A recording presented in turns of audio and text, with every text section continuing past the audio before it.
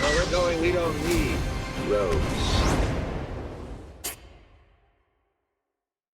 I really do love the idea of sort of having a close friend who gets us through those tough times in life. And hopefully we're all lucky to have someone like that whenever we need them. I was wondering, was there ever a role in your career that was particularly tough for you? And if so, who was the person that maybe helped you get through that experience? Oh, wow. That's a really interesting question. I actually just had something. This is not for the purposes of this interview, but it really is perfect. I just did a movie over quarantine where, up until the moment I arrived, I did not know how to do the part that I had been hired to do. I took it thinking I'll figure this out by the time I get there, and I did not have it figured out by the time I arrived. And I called Casey. I called Casey Affleck and told him what I was struggling with, and he gave me just the best advice. So yeah, I made a really good friend in Casey from this movie. I mean, almost all of those parts. Anything I've done, at some point, I've leaned on people, called up friends, and said, asked for advice, or just told them, what I was trying to do. Not just at work, but in life. I've learned to ask for help, and I've also learned that relationships are the most important thing that there are. Really, in good times and bad times. That's the stuff that matters and that gets you through it, as you say. In this movie, Jason Segel plays a guy who shows up for this couple, and when they're in sort of their darkest hour, and he's a really good friend, and he it's a great performance, and it sort of captures that, the essence of like what it means to be a good friend, to be there when someone needs you, even if it's the last place that you want to be. I did a movie recently, actually, that was kind of tough on my heart. I made a film that Maggie Gyllenhaal directed called The Lost Daughter. And in it, my character has a really tricky sort of like, she's at a place in her motherhood where she has a difficult relationship with her young daughter.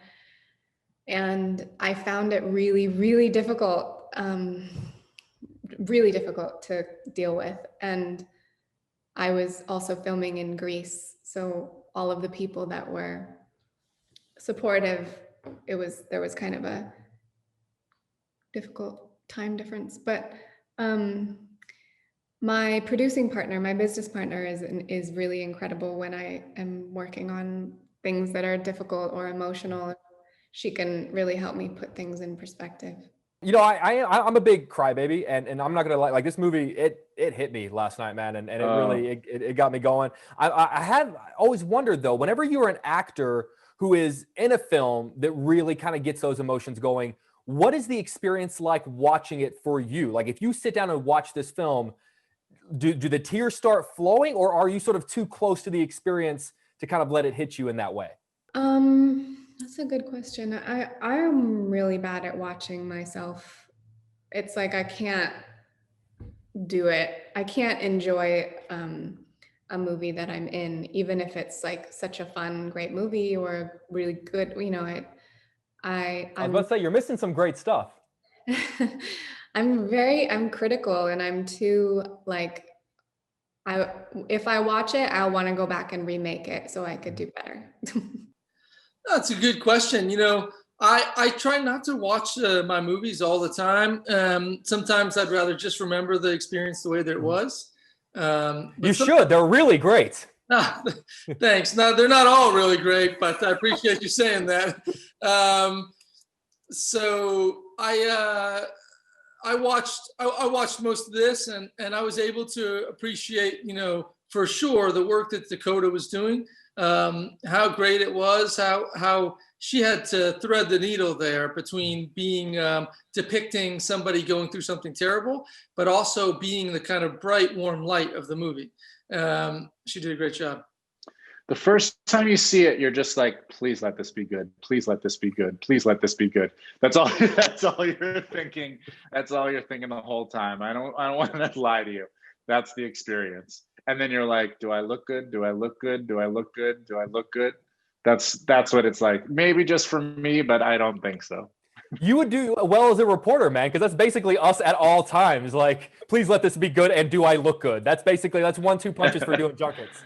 Yes. You know, That said, so I will then follow up and say the second time you watch it, you're able to see it a little bit more objectively and a little less self-centeredly.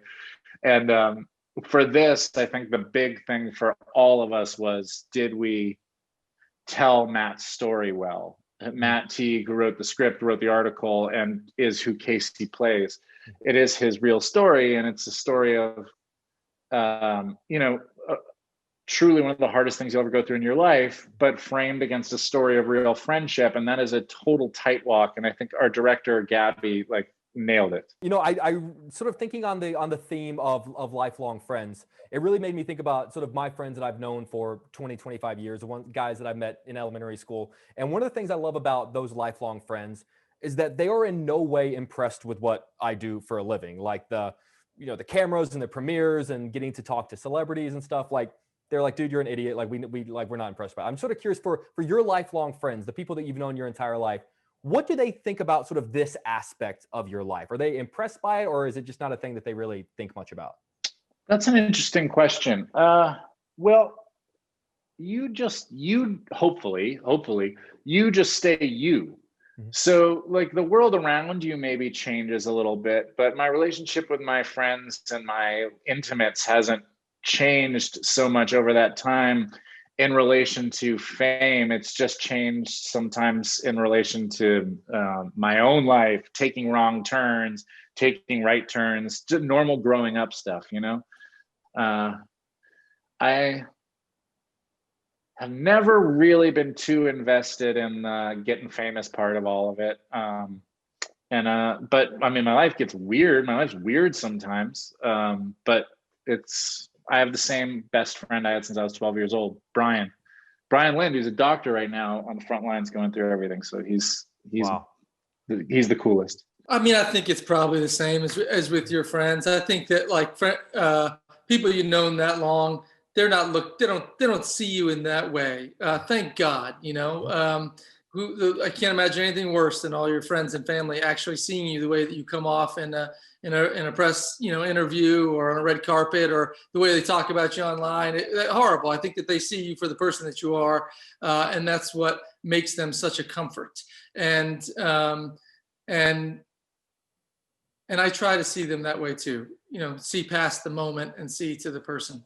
I have one or two friends from my whole life, and they're not really impressed. They don't really care. My oldest friend, Sarah, she started a nonprofit organization based in Uganda when she was in high school.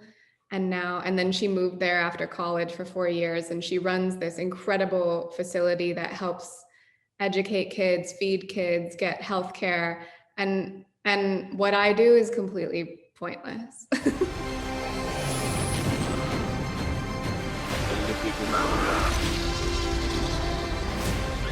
Well, we're going, we don't need roads.